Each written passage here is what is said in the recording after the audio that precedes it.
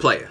When you see people in suits and ties on television, 9 times out of 10 they want your fucking money. Now I'm not talking about people like Bob Barker, Hyde Mandel. Those people are cool. I'm talking about the televangelists, the lawyers, the gamer girls, the politicians. So it seems a bit weird when one says to get back money in the form of minimum wage. Yeah, that's right. A couple of days ago, Governor Jerry Brown signed legislation that the minimum wage would be boosted up to $15 by 2022. And if the economy decided to, doo-doo on itself, then it will come by a year earlier.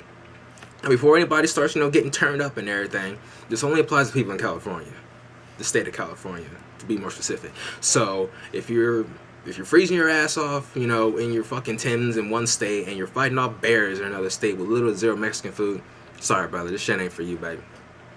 Now, originally, Jerry Brown, he was a big skeptic about this decision, but when the labor-backed group Notice Fight for 15 came into the picture, then eventually, he had to tap out. But what I want to know is that why didn't he just boost it to $20 anyway? Because anybody who's had a fucking JanSport or fucking colored pencils in their lifetime know that if the last number is 5 or higher, then you just round that motherfucker off to the next big number.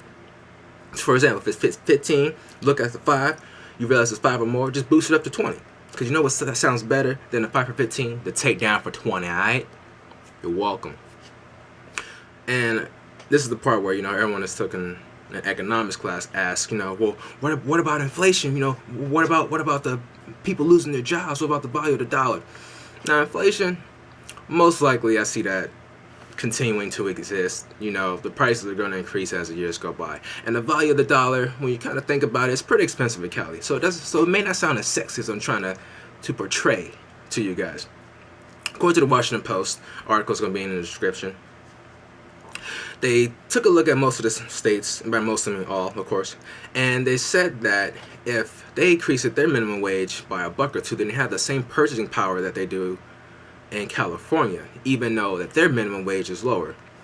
So, for example, in Tennessee, if they decide to increase their minimum wage up by $2, and by 2022 their minimum wage is about $13, then even though it's $15 in California, they have the same purchasing power, value-wise, money-wise.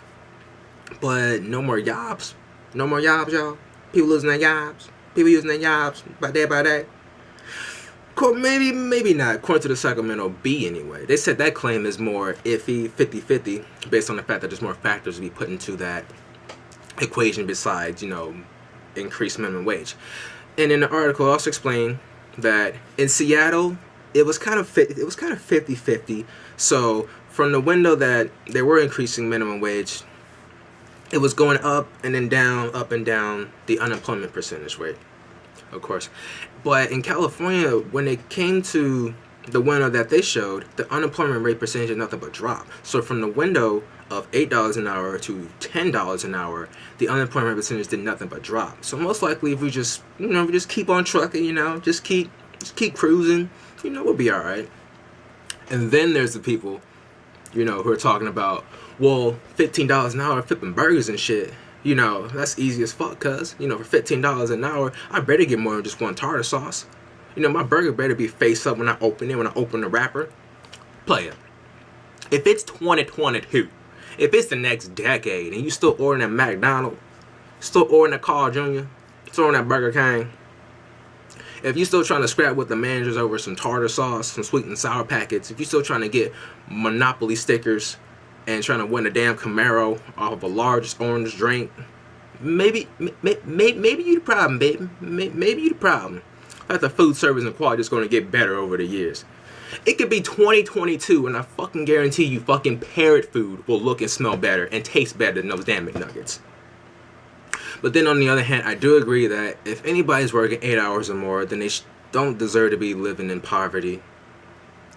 And in addition, those low entry jobs, they're more so as stepping stone jobs. And they really shouldn't be getting the same cash flow as other jobs that are a bit more serious. And in addition, what they could do is they could disencourage people from shooting for the stars.